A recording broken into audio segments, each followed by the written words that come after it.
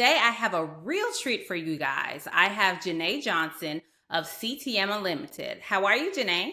Doing well, Wesleyne. I'm so excited to be here with you today. Cannot wait to jump into this conversation. Awesome. Let me tell you guys about Jenae. Starting with the premise that everyone has genius within them, Jenae equips leaders and teams with proper tools, guidance, strategy, and courage to accomplish their business objectives. Her approach to forging a path for racial equity in the workplace is no different. Leaning into her experience in behavior change, Jenae leverages proven methodologies and strategies to help companies build equitable workplaces. She partners with executives and ERG leaders to gauge the effectiveness of current DEI initiatives and identify specific focus for change. She created Bold X Brave Conversations, a facilitated workshop for leaders to start engaging their teams in productive conversations about race and disparity that ultimately lead to strategic action. So you are a powerhouse. How did you get started into this realm of business? Well, first of all, I always cringe a little bit when I hear that bio because I'm like, did I do all of that? I do all of that. But no. What's interesting, and I think it is in my bio, is that I talk about having this background in behavior change, and all the work that I've done over my career and also in business has been very people focused. It's been about things needed to shift for some reason or another. So it's been leadership development, it's been training, it's been team effectiveness, it's been employee engagement, it's been all of these things. And it always has had this undercurrent of being very data driven, of making sure that we're measuring, making sure that there is actual ROI and we're not just doing things to be doing it, which a lot of times in the people and development space, we find that that happens. So for me, it was a natural fit to really shift our business to focus on racial equity in the workplace, using all of these methodologies because it is all rooted in behavior change. And ultimately, we are looking to change cultures. And so there are some very specific ways to do that, and some specific approaches that we're able to use that I'm able to pull from some of my past experience. And so when I asked you to be a guest on the Snack Size Sales podcast, you said, I don't do anything with sales. What are you talking about, Wesleyne? Why do you even want me on your podcast? And I was like, what do you mean, Jenae? What you're doing is so important to a sales culture. It's so important. So tell us your first tip for increasing sales. Yeah, absolutely. So I did say that when you invited me to the podcast because I was like, nah, I'll support it, I'll promote it, but I don't need to be a guest on it. But you helped me to see the light. So the first tip I'll share is about when there are diverse areas of thought. So when you have diverse people who are all bringing their experiences, their background, their knowledge, and just their lives to any sales process, you're going to get better outcomes, right? Because we all have blind spots. So no matter how great we are at selling, there's still going to be these areas that, like, oh, I hadn't considered that. And sometimes you just need a different voice. And so one of the prime examples that I like to reference is actually working with you, Wesleyne. Our business had already been running. I'd already been working with clients. We were in the midst of doing this big push around Bold X Brave and, bringing in new prospects. But I needed a different perspective. I needed that diversity of thought on my team, and it didn't exist. And I was working with other people. It wasn't just me. And so just by being able to partner with you, I was able to look at how we served our clients differently. I was able to look at even just tailoring our solutions and from a perspective that I didn't have. So, for anyone who's in sales, whether you're a business owner or you lead a sales team, it's so vitally important to have that diversity of thought because sometimes you don't even know what you're missing until you bring that diverse thought in. So when I think about diversity of thought, I think about, working in a multi-generational, multicultural workplace because the experiences that I've had being a Southerner in the United States are completely different than somebody who's in the UK. And so when you have those diversity of thoughts and diversity of experience, you're right. As a sales team, as a business, it takes your business a step up because you're having people with all of these diverse backgrounds and diverse thoughts come together. I love that. And what is your second tip for us?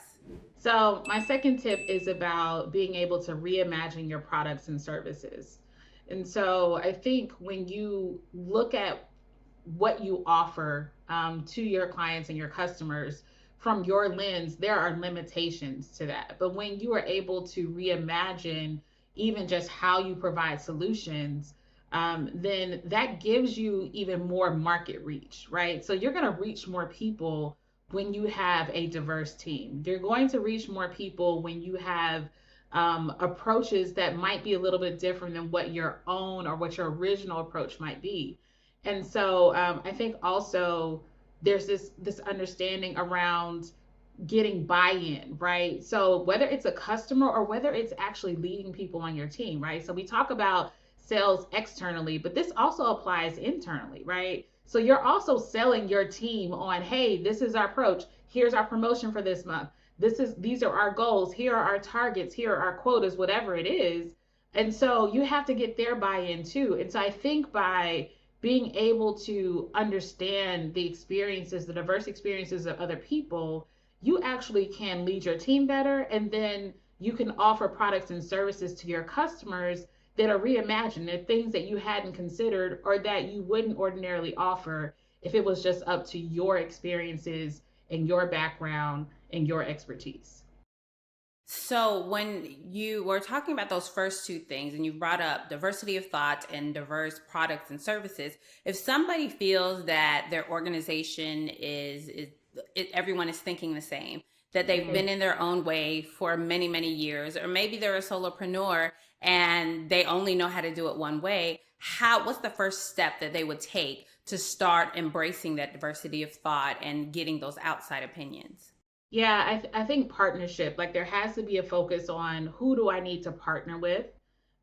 First, starting with the awareness that I don't have it all figured out and I do have these blinders and I probably will always have them based on my background. But reaching out, and sometimes that means it could be peers within your organization, maybe in another team, another sales team, and say, hey, let's talk about what you're doing. And let's kind of do some knowledge share, right? But it also could be an external partner, like, hey, I need to call Transform Sales because I really need to think differently about how we approach this. And I do understand that I've been doing this by myself, and there's probably something that I'm missing. So I think partnership is where you start, like having that awareness, but then also once you decide to go down that path of partnership, making sure that you are open to whatever you're going to receive in that partnership. Because sometimes you partner with someone and they tell you something that you don't necessarily want to hear at first. They may tell you that what you've been doing is ineffective. And, we get very Mm. personal about our approaches and our customers and our clients and our services. But I would just encourage people to be open to that. Like you're not seeking diversity of thought and diverse voices just for the sake of doing it. You're seeking it to improve your business and your bottom line. And so, I would say be receptive, whatever you get from those partnerships. That's good. And what you said is so important. A lot of times we reach out for help and support, or maybe we even pay someone for this. And then they say something that we don't necessarily agree with. And then we get our feathers all ruffled up and we get Yep. mad and say, I'm not going to work with this person anymore. But that's the whole reason that we have these partnerships. We're forging things that are outside of our everyday realm. And what's your final tip that you have for us? Yes. So the final tip when it comes to diversity in sales is really about your reach. So what happens is, and I'm going to talk about this from a customer perspective. When I am looking at different companies, whether it's to partner on, something that we're doing incorporated, I'm looking for a vendor, or if I'm just a consumer, right? Like I want to go to a boutique and shop and buy some shoes. I want to know who's actually running that team. I want to be able to connect with someone who has some sort of perspective where they can connect with me. And so if you only have a monolithic type of sales team, you will only connect with a certain type of person. And so from a customer perspective, it's vitally important that you have different people who look differently, who sound differently, who have different backgrounds, who are of different genders, because you just reach more people. And we know that people don't buy products, they buy from people. And so that would be my final tip, just about your market reach and increasing that. And from a customer perspective, I'm going to do business with people who I feel like I can make a connection with. That's good. And you mentioned a couple different facets of diversity there, and another one that always pops into my brain is just age, right? Because Yeah. a lot of times I work with clients that are in these petrochemical manufacturing, right? Mm-hmm. Those industries where a lot of the workforce is getting older, and when you go in and you hire someone and they come in with all these fresh ideas, Yeah. everybody kind of pushes them down and they squeeze out, and you don't realize how that actually affects your revenue. Because by doing the same thing that you've always done, you're going to get the same result that you've always gotten, right? So Exactly. these tips on diversity and really diversifying your sales force from thoughts and products, you've given us so much information. And a lot of times people are like, well, where do I start? How do I even know that I have a problem? So what would you tell them? I guess this is going to be a bonus tip. So what would that bonus tip be to how do I know that I need to get some diversity within my team? Well, I think one is to review your goals, right? So if you have already you've done this well, you've set some goals for yourself, and not don't just look at your goals for this year, but look at year over year. Have you seen where you've been able to meet these goals? Have you been able to increase? Pick a metric and like, hey, have I been able to increase my market reach by 25% year over year, for example, right?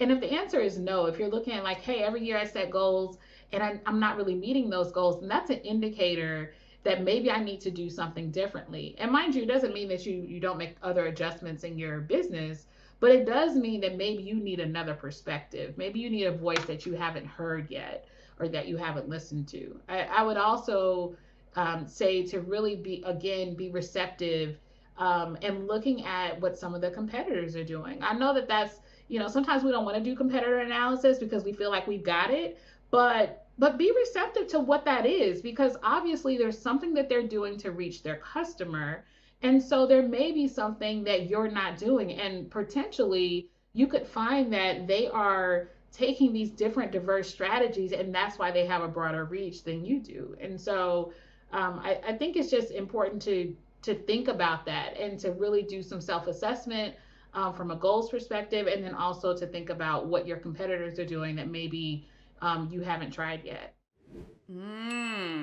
I love that. You're like speaking my language, because a lot of times, we look at the numbers. Like you said, you're data driven.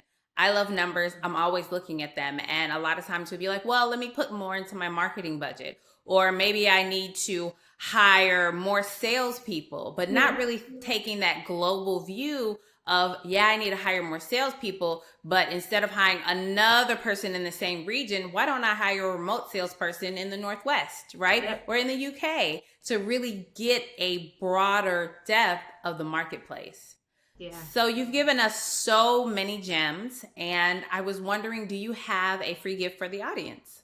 I do. I do. So if you are interested in looking at just the diverse makeup of your team, and even identifying where some of the gaps are, if you are bold, brave enough to do that, then we do have the strategic diversity, equity, and inclusion audit. So if you want to do this audit, that would be a 30-minute session with me. And I would just kind of look at the makeup of your team. I'll ask some very pointed questions. And then at the end of that conversation, you'll have some recommendations around just 2 or 3 things that you can do to really start to move the needle in the areas where we find gaps. So that's 30 minutes, and the link will be provided, right, Wesleyne? It will be. It will be in the show notes. And so, again, I encourage you, because one of the things that Jenae said is sometimes we don't realize that we're not embracing diversity within our organization. So even if you feel that, we're okay, I don't need anything, please take her up on her offer. She is a genius. She says she rescues geniuses, and I always tell her to rescue a genius, you must be a genius. So if you really want to take a deep dive into the diversity of your team, of your company, please take her up on this offer for this diversity audit. And how is the best way for people to get in contact with you?